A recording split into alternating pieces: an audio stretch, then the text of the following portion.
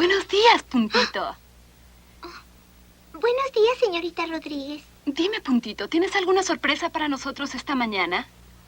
Bueno... No, señorita. Oh, tienes las manos sucias. ¿Es por eso que te sientes incómodo? Sí, señorita. Oh, quiero decir, no. Me refiero a que... No hice lo que mi mamá me ordenó. Puntito, sé cómo te sientes. ¿Recuerdas uno de los versículos que aprendimos en la Biblia? Niños.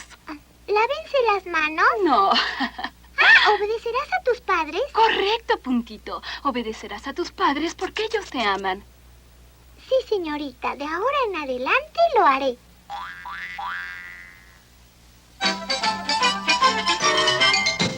Y continuamos conversando con nuestra invitada para hoy, la hermana Blanca Berríos Vázquez, esposa del pastor José Samuel Enríquez, pastor de los 32 mineros atrapados en la montaña.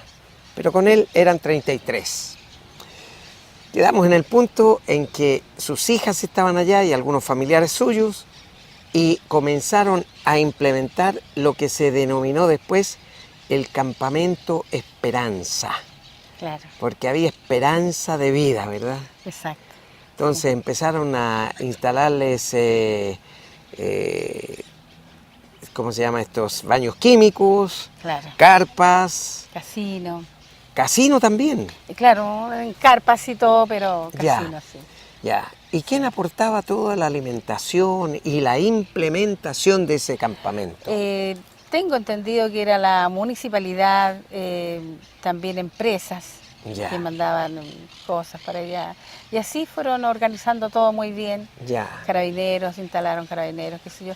Pero ellas no estaban en la calle principal donde instalaron de primera la Ya. gente, porque la mayoría son todos del norte. Ya. Entonces, claro, a ellos les era más fácil ir a sus casas a buscar carpas, qué sé yo. Del sur eran como 5 nada más. Ya, Entonces, perfecto. bastante lejos del sur para ir a buscar algo. Claro, pero el sin Señor duda. Les proveyó. les proveyó. Y les proveyó, tengo entendido, primero que al resto. Claro. De colchoncitos. También le llevaron colchones, claro, se encontraron con un coronel de carabineros que era de Talca. Ya. Entonces, también él se preocupó mucho, les mandaba vigilancia de carabineros. Ellos estaban entre un cerco de rocas, estaban adentro con su carpita, qué sé yo, ahí. Se consiguieron una guitarra por ahí en la noche, cantaban coritos, cantaban al Señor. Se organizaron bien, después llegaron fue sumando gente a estas alabanzas, a estas... hermanos evangélicos iban y se quedaban, hicieron una vigilia también ahí, y cantaron, y cuando podían ellas cantaban solas, qué sé yo, pero siempre cosas al Señor, y ellas me comunicaban, me decían, mamá, anoche hicimos vigilia, hicimos esto, hicimos lo otro, me contaban, me decían, no sabes tú, me decía, la paz tan grande que tenemos en nuestros corazones. Y yo les contaba lo que a mí me pasaba acá, pues yo les decía yo he adquirido una fuerza, le decía yo, que para mí era desconocida. Con los ayunos y las oraciones, yo me sentía, no sé, una fuerza interior que yo jamás había experimentado. Entonces me sentía bien, me sentía tranquila. Y me daba mucho más alegría cuando ellas me contaban que le estaba sucediendo lo mismo. Me decía, mamá, a nosotros nos da pena ver la gente aquí, me decía, cómo lloran, cómo sufren, cómo se desmayan las personas. Cuando todavía no habían alcanzado el lugar, ¿cierto? Entonces, como ellas estaban allá, ellas me contaban todo lo que sucedía. Claro. Y yo le decía yo que igual, que yo me sentía muy bien y que tenía la plena seguridad de que el papá estaba bien. Y ella me decía Incluso lo mismo. había autoridades de gobierno que decían que había que bajar el perfil porque con los días que habían pasado era muy difícil que hubiera vida, etcétera, etcétera, ¿no? Claro. Pero no sabían que Dios estaba sosteniendo ese grupo. Exactamente. Que Dios estaba aumentando los alimentos ahí abajo. Exacto. ¿Ya? Que Dios les estaba mitigando el hambre a ellos. Claro. Que les permitió entrar en ayunos de 24, 48 y 72 horas. ¿Sí? Con la mitad de la cucharita de atún. Claro, una cucharita de en el día. Claro. Una mitad de una cucharita de atún. Claro. mitad de cucharita de té. De té. Ni siquiera cuchara sopera. Ni siquiera cuchara sopera, claro. Era una cucharita de té nomás. Claro. Y eso era lo que comían. Y después, para hacer abundar más el atún, tomarle más sentido, fue cuando buscaron ese asunto que le sacaron a una máquina, lo lavaron y le echaban agua ahí y le echaban el tarro de atún y lo revolvían para tomar sopita. Claro. Hacer cuenta que les rendía mucho más que la media cucharadita de atún. Exactamente. Mire, Claro. cómo Dios le fue dando la capacidad para ir modificando la situación. Exacto, claro. ¿Cuándo aparece Blanca Berríos por el campamento? Cuando empezaron las videoconferencias.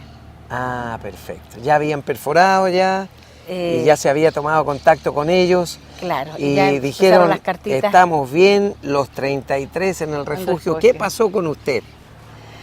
Bueno, para mí fue una felicidad enorme, tremenda, pero la confirmación de lo que ya... Usted ya lo tenía ya. Yo ya Dios se lo sabía, había mostrado. Él arrastrándose de punta y codo saliendo, claro, porque venía una situación difícil. Claro. Entonces no venía erguido, sino que de punta y codo ahí, Saliendo alcanzando hacia la afuera. libertad, ¿verdad? Claro. En mi casa en ese momento fue un mar de gente. Oh, Empezaron todos los a vecinos llegar, que a llegar, a sabían. llegar, claro, gente que veía la televisión. Unos escuchaba. llorando de alegría. Casi otros- todo el mundo llorando, casi toda la gente que entraba llorando. Al final fue esto sucediendo, pasando, que al final he tenido que salir para afuera de mi casa porque adentro no me cabía más gente. Y al frente había un grupo que llegó de iglesia católica y al frente otro de iglesia evangélica.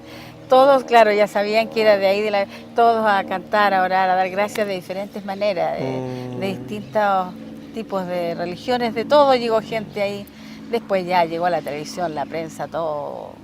Pero era un mar de gente, la gente feliz, empezaron a pasar en vehículos, a gritar, a salir a tocar bocinas. Pasaron tantas cosas en realidad en todas las ciudades, fue a todos a Sí, nivel claro. mundial. Yo Pero creo era, esto. era el único de Talca, El ¿no? único de Talca. El único de Talca. Entonces, por lo tanto, usted era la que estaba siendo ahí bendecida en ese momento con Sí. todas estas visitas, ¿no? Claro. Ya. Entonces, después de eso, ¿usted decide partir allá o no? Porque las videoconferencias empezaron después, como a los 4 o 5 días, ¿no? Claro, no, sí, pues empezaron después porque empezaron probando primero, se hablaba solamente por teléfono, un teléfono Claro, que, sí. que inventaron por ahí, un Claro. compañero. Ahí no fue tampoco. No. Estaban sus pero hijas allá, sí, sí. mis hijas, la primera vez que una de ellas conversó, me puso el celular, pero me dijo, mamá, me dijo, lo vas a poder escuchar, pero tú no vas a poder hablar porque él no te va a escuchar. Claro. Entonces ya le dije yo, no importa. Pero yo las maravillas, digo yo, que hace el Señor. Ella puso tan bien el celular que yo lo escuchaba, pero como si él estuviera en cualquier parte por ahí, hablando por teléfono. Claro. Y de las profundidades de la tierra donde él estaba. Claro, a 700 metros, 700 ¿no? metros de profundidad. Entonces para mí eso fue, pero, imagínense una maravilla. Escucharlo, claro, no le podía decir nada, pero... Porque él no le iba a escuchar, no me pero él iba a estaba escuchar. hablando, claro. Claro, pero fue maravilloso. Tranquilizador sí. eso, además, ¿no? Muy tranquilizador, maravilloso, sí. Pero fue ya algo muy maravilloso. Sí. ¿Y sus hijas cuánto tiempo estuvieron allá? Porque tuvieron que dejar trabajo y todo eso. Claro, no, una ¿Les de dieron ellas, permiso? sí, una de ellas volvió a trabajar casi un mes, pero sobre la misma ya pidió permiso y volvió, pero la otra no se movió desde que estuvo Hasta que el salió. final, hasta que salió. Ah, Hasta que salió. ya. Sí. Hermana Blanquita, cuando usted llega allá, ¿cuál fue su impresión del lugar, de cómo estaba constituido ese campamento, el comportamiento de la gente? Era otro el ánimo ya, ¿cierto? Claro, claro que sí, pues yo antes había Ahora todo... había una ansiedad por verlos luego arriba, ¿o no? Claro, claro. ¿Usted eso. cuántos días antes llegó de que empezara el rescate? No, yo iba y volvía. Ah, iba luego. Iba y volvía porque yo tenía que mandar a las chicas a clase, Ah, ya. entonces para que ellas estuvieran tranquilas, Ah, porque de lo perfecto. contrario, y además que ella me decía, mamá, no tienes nada que hacer aquí, porque me decía, nosotros estamos pendientes de todo, estamos asistiendo a las reuniones, estamos haciendo todo lo que hay que hacer, y no estamos solas, pues estaban con los tíos, con los cuñados, con los primos, entonces, y más encima resguardadas. Me decía, nosotros estamos bien, no te preocupes por nosotros. Ellas las sufrieron todas, porque en el comienzo, cuando recién llegaron, no había nada. Pues, cierto, ahí pasaron el frío, el calor, la sed, todo. Todo. Incluso la primera llamada que me hicieron por celular, tuvieron que caminar kilómetros para abajo por el camino a pie para que pudiera tomar la señal. Después, gracias a Dios, les pusieron una antena, claro. Una antena, así que ahí no había problema. Qué bueno. Sí, ahí me llamaban todos los días. Pero ¿cuándo llega usted entonces allá al campamento? Bueno, yo... A la videoconferencia, ¿cuánto había entre la videoconferencia y el rescate? ¿Cuántos días? No, hubo... Bastante tiempo. Hubo bastante tiempo, sí. Pero usted fue a la videoconferencia y se venía. Claro, y después empezaron ahí las demás hermanas de él, porque también querían verlo, estar ahí, qué sé yo. ¿Y cuándo llega usted antes del rescate? ¿Cuántos días antes del rescate? Yo tenía, lo que pasó fue lo siguiente, yo tenía pasaje en avión para el día viernes, me acuerdo, porque por lo que me iban diciendo, iba a llegar muy bien yo el día viernes allá. ¿Y qué pasó? De que se fue anticipando todo. Se fue apurando de una manera tal que un día me llaman mis hijas, me dicen, mamá, me dice, tienes que venirte inmediatamente, me dice, se apuró todo, pero ¿cómo? Le dije yo tanto si quedamos en que para el viernes yo llegaba porque está el pasaje listo, mamá, tienes que venirte, me dice, mañana mismo porque se apuró todo, a nosotros ya nos avisaron, iba a ser todo más rápido, qué sé yo, pero hija, le dije, voy a intentar de cambiar los pasajes, pero vamos a ver qué se puede. Y empiezo a buscar por aquí y por allá, no hubo forma, no me pudieron cambiar el pasaje de avión porque estaba todo ocupado, toda la gente, prensa y periodistas, todos querían viajar al norte, a Copiapó. Entonces no había nada. La intendencia en Talca se portaron muy bien, me llamaban por un lado para otro, buscaban maneras de poder enviarme de alguna forma, pero no hubo caso. Lo único que conseguimos fue un bus, en la noche. Así que yo llegué allá a Copiapó cuando estaba saliendo la primera persona de rescate.